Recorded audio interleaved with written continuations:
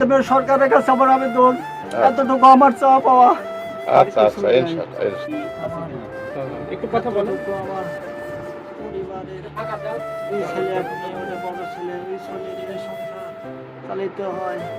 ওই ছেলেটা বড়, ও আশাবাদী, একটু ভালো খবর বাড়ি টাড়ি করে দেবো, ভালোভাবে চলবো। আমার ছেলের সে আশা হলো না, মারা গেছে। আমার আপনাদের কাছে আবেদন, আমার ছেলে যে বিদেশে মারা গেছে, আমার ছেলের লাশটা আমরা দেখতে চাই। এটা আপনাদের জি। মাধ্যমে সরকারের কাছে আমার আবেদন, এতটুকু আমার চাওয়া পাওয়া। আচ্ছা আচ্ছা, ইনশাআল্লাহ ঠিক আছে। আমার বাবাকে আর কোনোদিন পাবো না। আমার বাবা, আপনারা সহযোগিতা করে আমার বাবা যাতে এক সপ্তাহের মধ্যে আমার কাছে খারাপ হয় এসে, আপনারা এই সহযোগিতা করে আমার বাবাকে এসে দেন।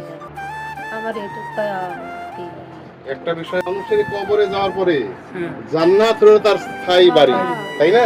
আমার বাবা সেই বাড়ি যাতে ভালো হয়, খালি ঘর করবো করছে, কিন্তু আল্লাহ ভরসা, আল্লাহর